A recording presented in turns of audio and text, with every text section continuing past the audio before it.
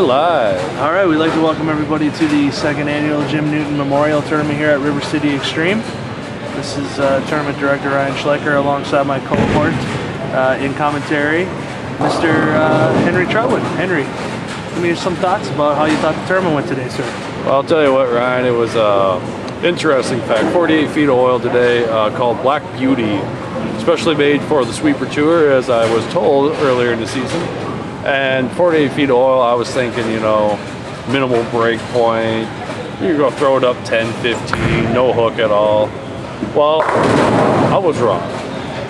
I was wrong. I had to actually shape. I could actually shape the ball in 48 feet of oil. And not only me, though, even the straighter bowlers had a good look as well. Yeah. You know, like I was just saying a little bit before we got going, the whole point here today was to kind of show people that the length of oil sometimes isn't the factor that makes the pattern difficult, as opposed to how much oil there actually is put on the lane.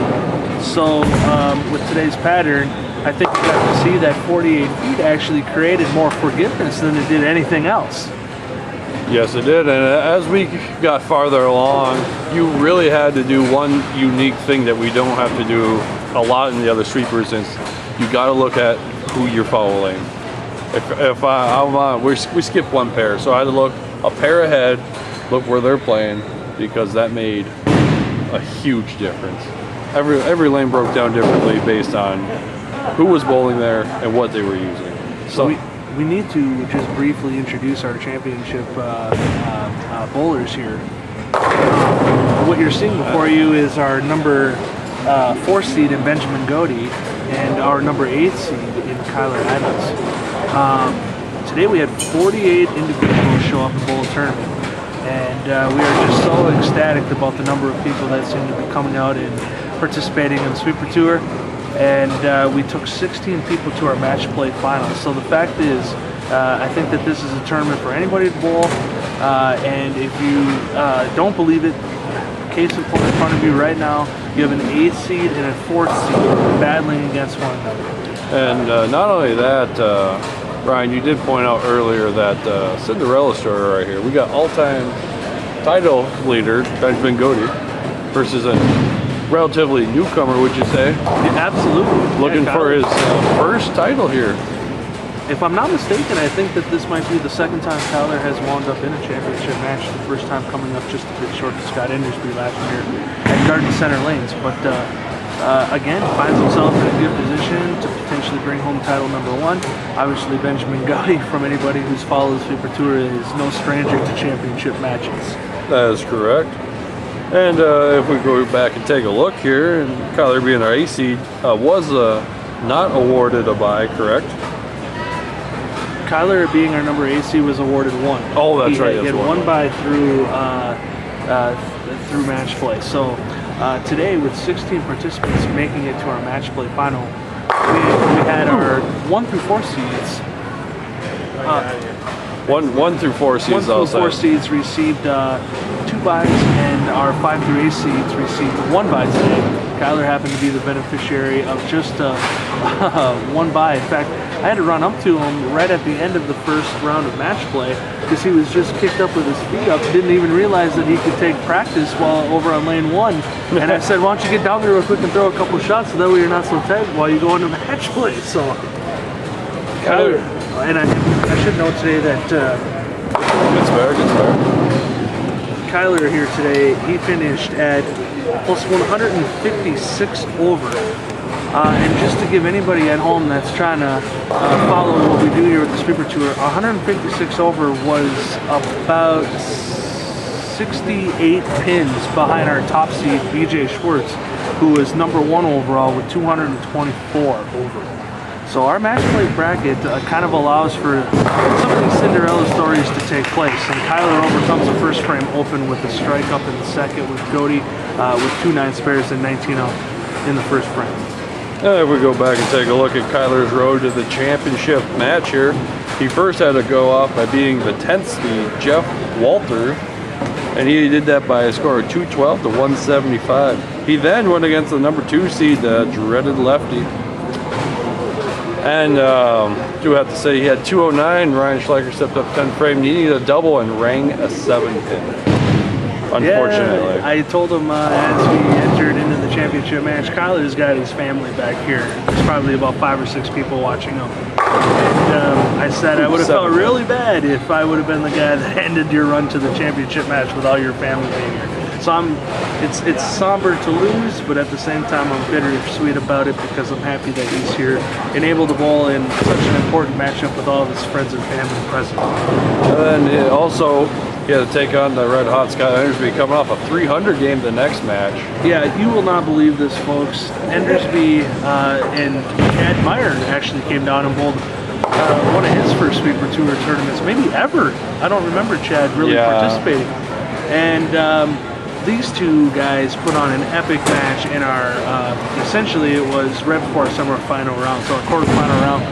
Endersby and Chad Meyer went basically strike for strike. Chad had a spare up with potential 290 going into the 10th frame. Scott with the front 9. Scott ends up going out for 300 and Chad shoots 279. Can you think about that?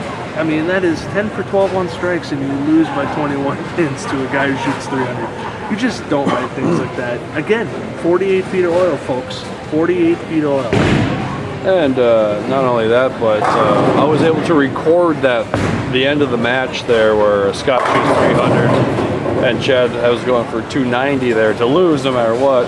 And we'll cut to that scene right now to show you guys what happened.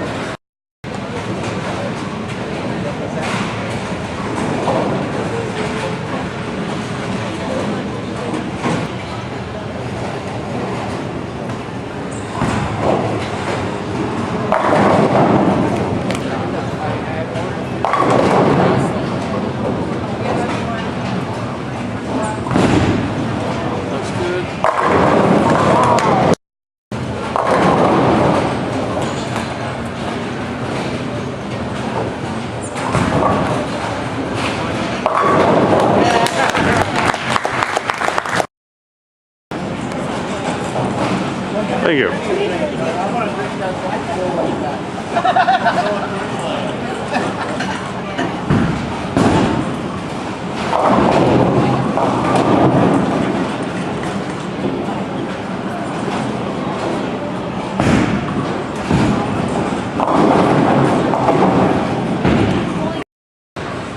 All right, and we're back. Yeah, so as you can see, again, 48 feet of oil, Benjamin there clearly got the ball inside, but because there is such a length of oil, there is forgiveness for bowling the bowling ball. There's plenty of hold, and for with the amount of distance that's still left on the back end, there's plenty of time for the bowling ball to still have enough energy to hit the rack hard. Not to say that corner pins weren't a problem. I think they became more of a problem for the people that were, like you said, shaping the ball because they did rely on some mixers and stuff like that. But, yes. For the most part, a lot of solid hits today. Maybe the one nuisance that was getting people was maybe the half pocket 710. Yes, I've seen a bunch of 810s, 710s, and I even started to see a lot of 5.7s towards the end. Sure, because that's as a result as people moved in to create a shot off of where it has fried up on the middle part of the lane. It blows through that point and you wind up half pocketing the 5.7 or whatnot. Yep. And I will go ahead and tell you right now, from my experience earlier today when the transition hit, if you move just enough left with your feet, even with a rev rate like mine, even me slowing it down, it will not hook at all. Seriously, my ball did not hook when I moved left. And these guys make it look kind of easy right now, but I tell you what, it took a while for it tight. to get. It took a while for it to get to this point. There's no doubt about it. Let's give you a brief update on score. So we have Kyler stepping up in the 5th frame, working on the strike with 49 up in the 3rd. Benjamin right now has 2 9 spares with a double. And nice strike there. And if anyone's wondering, he is using a Strike King. And Kyler. Yes, Kyler is using a Strike King, and Benjamin Goede will be using a Haywire, I believe. Rotor Grip Haywire.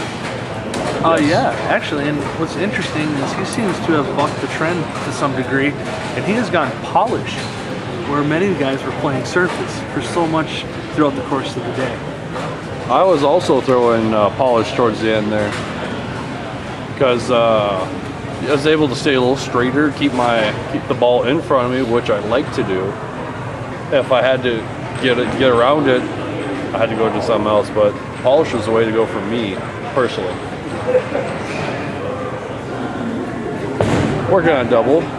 Take it. Oh, there was that almost There's your 5-7. half pocket, 5-7. Yep, as you get the ball in, no doubt about it. Let's just briefly take a look at Benjamin Gode's path to the championship match. Benjamin Gode wound up being, he wound up being our number 4 seed today, which meant that he received 2 buys for anybody. We'll take a shot of our scores here after the match is complete. And he wound up receiving 2 buys, so he was inserted into our quarterfinal round. And off the start, it didn't look very promising for Gode. In fact, he was going against our number 6 seed, Nevin Brady, and it took a 192 to 180. Very low scoring game. Spares were crucial. Guys couldn't find the pocket over there. In fact, Nevin actually had a chance to take Ben out of the tournament if he could have stepped up in the 10th frame and got the first strike. Nevin buried it in the pocket and wrapped a 10 pin, and was not able to eliminate Ben from the tournament, which, if you think about it, could have changed the entire dynamic of this entire tournament if that would have carried. And as you see, we're going to get a closer look at the rangefinder, those dark boards 45, 50 feet down the lane. Watch them, they'll be playing right off those rangefinders. And that's what you basically had to do all day. Absolutely right. You needed to spot the ball down lane, there's no doubt about it. So then in our semifinal matchup, thinking that he might run into a little bit of a buzzsaw because our number 16 seed, Zach Newman, by no stretch was your average 16th seed. It seemed as though things, as they transitioned, Zach with his bowling style seemed to come to him a little bit better. In fact, Zach, the previous 2 games leading up to Benjamin Gode, went and shot,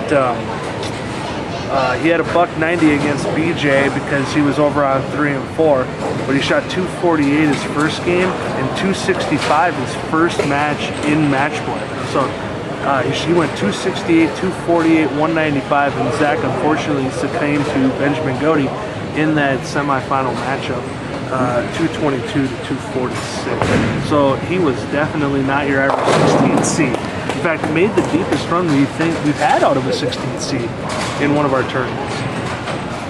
Oh, we'll take a look at the score here. Ben with 108 in the 5th, over the 96 by Kyler in the 5th frame. Ben worked on a strike, Kyler worked on a spare. And not only that, to mention Newman there, he only made the cut by 1 pin. It's unbelievable how we can go through 6 games worth of bowling and these scores can come down. In fact, we had 3 separate ties in our match play, match play individuals after qualifying. And see, as you can see on that zoomed in there, he was a little left of the rangefinder. Ball doesn't get in a roll early enough, making it hook later, wrapping the 10 pin. Yeah, we're recording right now. Yeah, we had 3 separate ties within our 16 individuals that made it into our match play bracket. In fact, Nevin, Brady, and Scott Enders, we both tied at plus 170 over. And then we also had Jeff Walker and Lonnie Warner tie at plus 141 over. And our third and final tie was between Nick Prater and it looked like Butch Schneider at 120 over. So when we have ties like that, we determine seedings for our match play round off of who shot the highest game during qualifying that day. And so, and that's how we ended up determining. But the fact that we had that, plus the fact that we get down to Zach at 16th with 109 over, and he beat out, unfortunately, Tyler Garrett's came up just a bit short at 108 over today. But think about that. We're talking 6 games of bowling, folks, and it comes down to 1 pin difference to determine who gets into the money and who doesn't. I was about to say here, when Ben here steps up, got the double, really extending his lead now. I think it was 22 or 32 pins right now with that strike. Really puts pressure on Kyler. And also, I was going to say, as you were talking earlier, yes, this was so far the highest scoring pattern we've bowled on. And we've had, what, a 300, a 299, a 298, Two 279s, or three 279s actually. there was today. also a 280 in there as well. Yes, a 280 as well in there. So definitely, like I said, it turned out to kind of be what Dave Wurzfield and Cold Spring thought it was going to be, our highest scoring pattern, and it's somewhat shaped up to be that way. Well, that's way inside. The other thing that I want, unbelievable break for Benjamin Goede. I go to replay, but we wouldn't be able to see it anyway. I have to also make sure that people know, when we take a shot at the score sheet and through the qualifying scores for everybody, take a look from top to bottom. We have 34 individuals out of 48 people today that wound up plus. And typically when you get to tournaments like this, you start to see, we call it a cliff. And so there seems to be this point within these cut numbers in which there's a 40, maybe even 50 pin differential between one spot to the next. The biggest differential that we've experienced today was 15 pins differential between one spot to the next. It dwindles down obviously, but we do not have that cliff where scores just seem to fall off after a certain number. And so what that does, clusters most of the field together. And if you can put together one big game, you can bounce many spots after just one game. And that keeps most of the field in it, and that's what's important when it comes to these tournaments. Yes, and you're right about that. That's something that's a little outside. It didn't come back. Definitely some recovery out there. In fact, don't count him out. Kyler's still in this game. He can still punch out and shoot 2 1/4.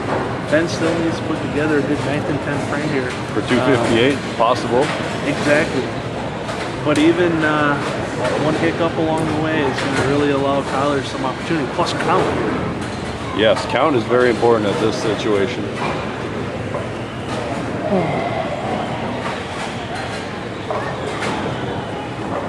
As you can see, back into the 5th frame was Ben Gode's last time. He left that light swishing 7-pin.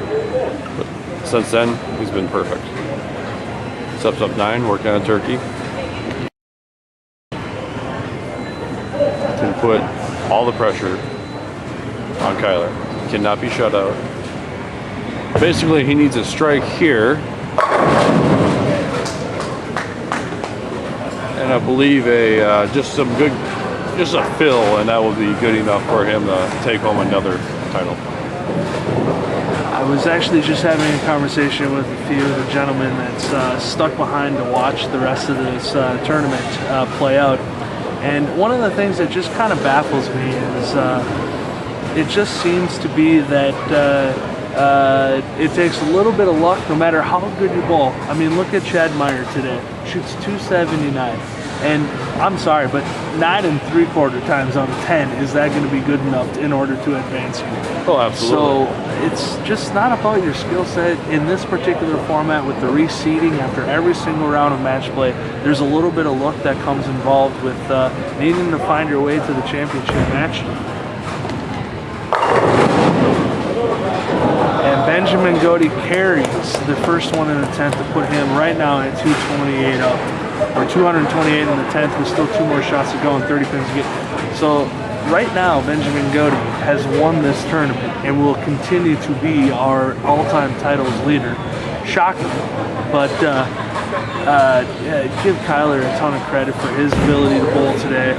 And like I said, Benjamin, if it comes down to one ball for him, if Nevin Brady can carry the first one in the 10th frame against him, this is a completely different tournament. This is how this stuff comes down. The same way with Zach Newman and beating out Tyler Garris by 1 pin. Folks, this is unbelievable, this competitive bowling. I really encourage so many people to get involved with it. Same with me as well. I lost 1 pin due to a pocket 710 against Scott Endersby. And if I would end up being Scott Endersby, I could have beat out Kyler, but who would have known? It's all luck of the draw sometimes. Again, we have 4 oil patterns that people can check out on our sweepertourmn.com website. We also have facebook.com/sweepertourmn. I'm sorry, Sweeper Tour Central MN. And the oil patterns are up there as well for people to check out. 4 of them individual. check him out at some point. And once again, want to congratulate Kyler Adams on another impressive showing for him today. This is a young kid that's got a lot of talent, going to build good building block for him. He's bowling against some of the best amateur bowlers in the upper Midwest when he comes and does these things. There's a lot of talent that participates in these. He does not need to hang his head at all by getting to the point that he did today. And yeah, so for anybody out there in video world that's listening to this on YouTube or checking this out, I encourage people to come out. We have another sweeper. Unfortunately, it had to be worked out to be on Thanksgiving weekend, but it's November 27th at Garden Center Lanes in Alexandria, and I encourage as many folks as possible to come out and check that tournament out. Charlie Meyer and the entire crew up there always puts on a good show, so check us out. Absolutely, we'd love to have you. With that strike there, gets 201. As you can see here, it's 258. Ben Goede to Kyler's 201. We'd like to just congratulate Benjamin Goede on another Brunswick Sweeper Tour of Central Minnesota title. See if I can even get a... Take some shots of the scores here. And once again, I want to say thank you to Brunswick and River City Extreme John Foss for putting on the Jim Newton Memorial. It's always a blast to come here and take part in the tournament, and we hope to see as many of you as possible. All right, thanks. See you guys later. Yeah, thanks, Henry. No problem.